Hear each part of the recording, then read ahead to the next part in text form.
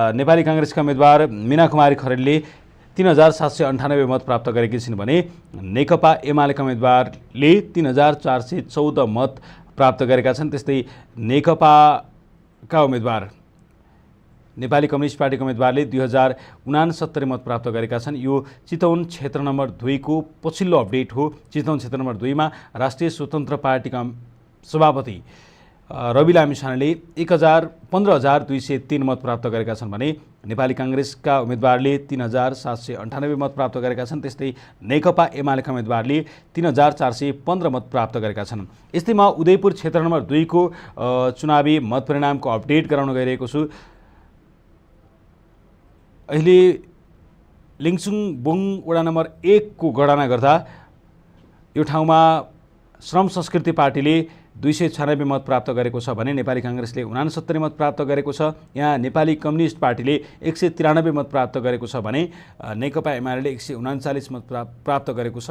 यहाँ राष्ट्रिय स्वतन्त्र पार्टीको भोट जम्मा 17 छ र यहाँ राष्ट्रिय स्वतन्त्र पार्टीको उम्मेदवारले जम्मा 17 मत प्राप्त गरेका छन्। यहाँ श्रम संस्कृति पार्टीले उच्च भोट ल्याएको छ। यो वडामा यो 296 मत प्राप्त गरेको छ। र म तपाईहरुलाई नुवाकोट 1 को जानकारी अपडेट गराउन गइरहेको छु। नुवाकोट 1 मा केही बेर अगाडिबाट मतगणना सुरु भएको थियो। ककनी क्षेत्रको 2043 मतगणना गर्दा त्यहाँ राष्ट्रिय स्वतन्त्र पार्टी अगाडि आएको छ।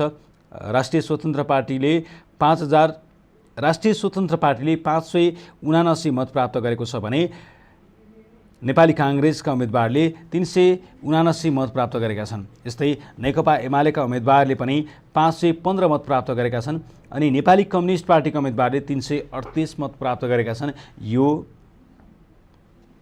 यो नुवाकोट 1 को चुनावी मत परिणाम हो। र अब नवलपरासी पूर्वतर्फ लागौँ। नवलपरासी पूर्व क्षेत्र नम्बर 1 को पछिल्लो मतपरिणाम अनुसार यो ठाउँमा राष्ट्रिय स्वतन्त्र पार्टीका उम्मेदवार अगाडि छन्। यो ठाउँमा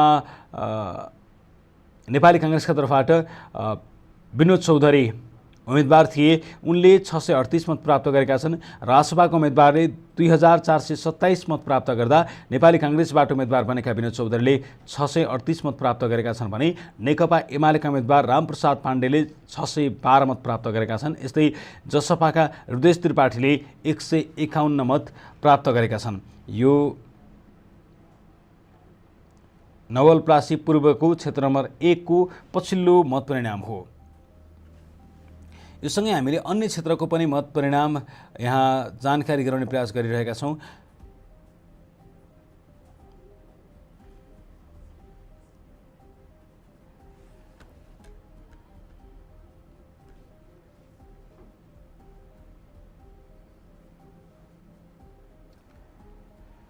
सुनसरी 1 मा पहिलो पटक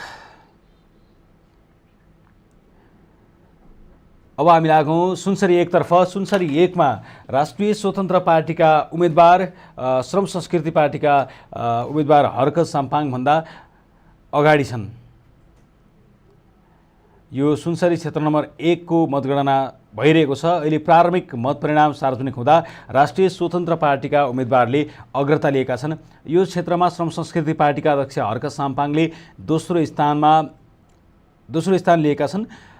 पछिल्लो मत परिणाम अनुसार रासपाका गोमा तामाङले 142 मत प्राप्त गरेका छिन् भने हर्क साम्पाङले 49 मत प्राप्त गरेका छन्। तेस्रो मत भने नेपाली काङ्ग्रेसका सुजेन्द्र गोलेले पाएका छन्। सार्वजनिक भएको मत परिणाम अनुसार नेपाली कम्युनिस्ट पार्टीका सूर्यकुमार भट्टराईले 12 मत प्राप्त गरेका छन् भने एमालेका टीका मङ्गल लिम्बुले 8 र राप्रपाका उद्धव श्रेष्ठले 34 मत प्राप्त गरेका छन्। यो सुनसरी क्षेत्र नम्बर 1 मा राष्ट्रिय स्वतन्त्र पार्टीका उम्मेदवार गोमा तामाङले 142 मत प्राप्त गर्दै गर्दा हर्क साम्पाङले 49 मत प्राप्त गरेका छन्। यो सुनसरी क्षेत्र नम्बर 1 को क्विक अपडेट म तपाईलाई जानकारी गराइहालेँ। यो ठाउँमा अहिले प्रारम्भिक मतगणना चलिरहेको छ।